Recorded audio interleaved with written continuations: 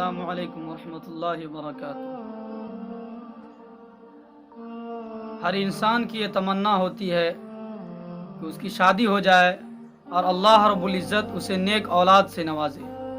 یہ ہر والدین کی خواہش ہوتی ہے، اور انسان دن بھر کا تھکا ہارا جب گھر واپس آتا ہے اور اپنے بچے کو جب گود میں لیتا ہے تو ماشاءاللہ کیا خوشی محسوس ہوتی ہے کہ آدمی دن بھر کے تھکان کو بھول جاتا ہے، دن بھر کی پریشانیوں کو بھول کے اس اولاد سے خوش ہوتا ہے اور اس کی تمام تھکاوٹیں دور ہو جاتی ہیں۔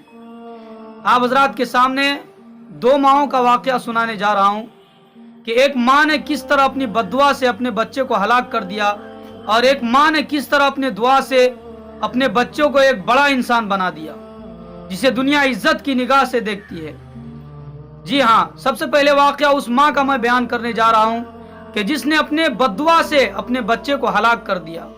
کتابوں کے اندر لکھا ہے کہ ایک ماں تھی، اس کا بچہ بہت شرارت کرتا تھا۔ اس نے ایک دن بددعا دے دی اپنے بچے کو کہ تو مر جاتا تو اچھا ہوتا۔ اللہ رب العزت نے اس دعا کو قبول کر لیا، لیکن فوراً اس بچے کو موت نہیں دی، بلکہ اللہ نے اس نعمت کو پالا پوسا جوان کیا، اور جب بھرپور جوانی میں وہ لڑکا پہنچا تو اللہ نے اسے نیک بھی بنایا، عزت بھی دی اور اچھا کاروبار بھی دیا۔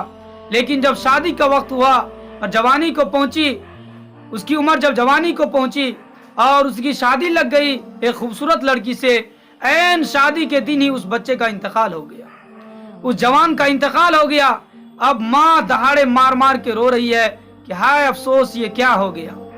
لیکن اسے پتا نہیں تھا کہ میری بددعاؤں کا ہی نتیجہ ہے کہ اللہ نے اسے موت کے گھاٹ اتار دیا۔ ایک اللہ والے کے خواب میں اللہ نے بتایا کہ یہ اس ماں کی بددعا کا نتیجہ ہے کہ جو اس نے بچپن میں اس بچے کے حق میں کیا تھا کہ اگر تم مر جاتا تو اچھا ہوتا۔ اللہ نے اس بچے کو جوان کیا، عزت دی، شہرت دی، نیک بنایا۔ اب جب اس کا انتقال ہوا تو ماں کو زیادہ افسوس ہو رہا ہے کہ ہم نے اللہ کی دی ہوئی کس نعمت کی ناقدری کی۔ یقیناً اللہ کی طرف سے اولاد ایک بڑی نعمت ہے۔ اگر کوئی بچہ شرارت کرتا ہے تو اسے سمجھائیں بجھائیں، یہ نہیں کہ اسے بددعا دے دے۔ ماں کی بددعا اولاد کے حق میں، والدین کی بددعا بہت جلدی قبول ہوتی ہے، چاہے وہ اچھی دعا ہو یا بری دعا ہو۔ اس لیے ماں باپ کو چاہیے کہ اپنے بچے کے حق میں بددعا کرنے سے پہلے 1000 بار سوچے کہ میں اپنے بچے کے لیے کیا مانگ رہی ہوں۔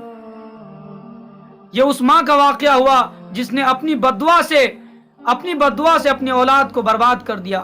اور ایک اور ماں کا واقعہ سناتا ہوں کہ جس نے اپنی دعا سے اپنے بچے کو ایک نیک انسان بنایا، اور وہ ہے امام بخاری رحمۃ اللہ علیہ کی ماں۔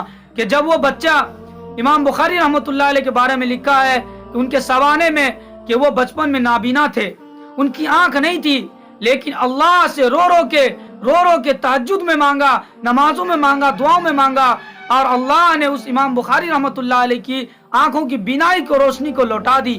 ایک ماں کی دعا دیکھیے کہ انسان کی آنکھوں کی روشنی کو لوٹا سکتی ہے، تو بتائیے۔